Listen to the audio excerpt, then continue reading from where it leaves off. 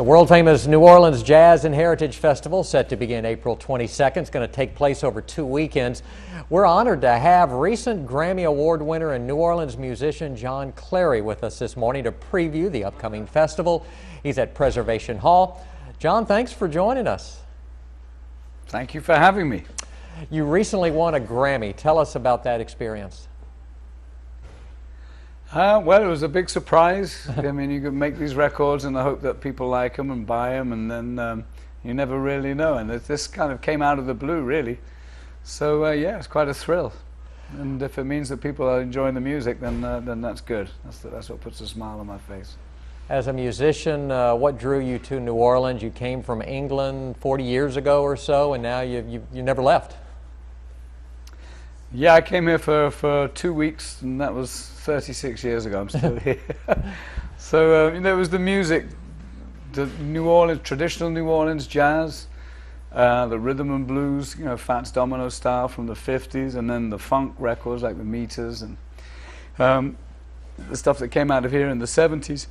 So it was the music that brought me here, but the whole package that kept me here, really. It's such a fantastic city, New Orleans. Beautiful architecture, sunny weather, great food, friendly people, and parties all year round. A lot of music and a lot of celebrating the joy of life. That's the main preoccupation down here. Yeah, it's a unique city, no doubt. Well, you're playing at the Jazz Fest this weekend. What makes it one of the best known festivals in our country?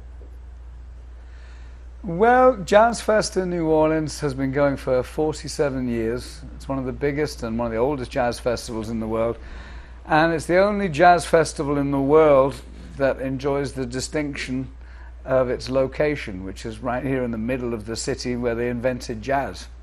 So the beauty of Jazz Fest, for my money, is that even when the Jazz Fest proper closes its gates at around 7 o'clock, the entire city comes alive, and there's music available all over town, uptown, downtown, French Quarter, back of town. That's all going on. And you get the whole New Orleans package, and it's not just the music, obviously, it's every other aspect of the culture, the food, and this amazing history that we have here. So it's unlike any other jazz festival. And I play all around the world. I've played most of the big jazz festivals around the world, but I don't think any of them beat New Orleans, frankly. Besides yourself taking the stage at the Jazz Fest, what other big name acts are on tap for the next couple of weekends?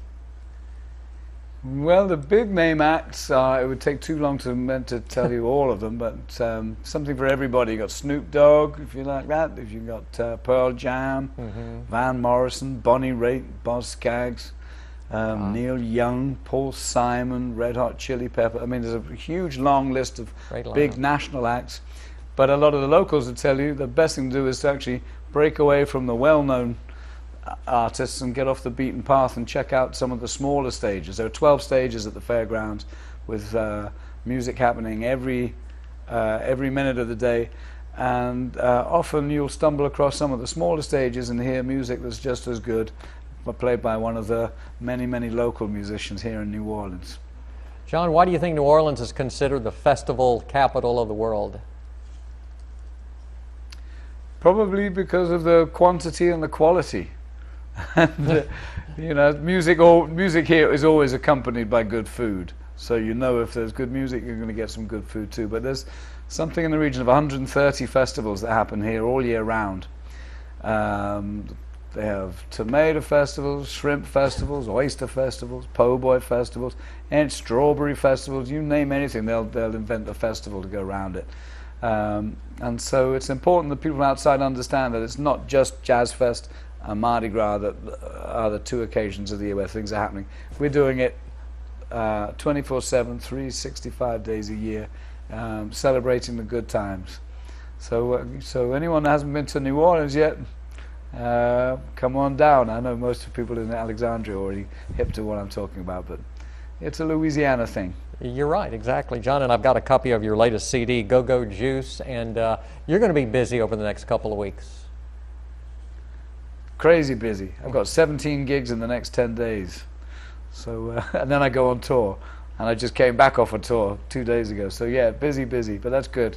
I like that. John, thanks for joining us, and I believe you're going to play us out with a little tune on the piano real quick, huh? Yes, and if you want to find out any more about what's going on in New Orleans, you can go to neworleanscvb.com and it has all the details. You want to hear some funky New Orleans piano? Love to, love to. Get me in the spirit of the Jazz Fest. All right. All right, thank you. Take care.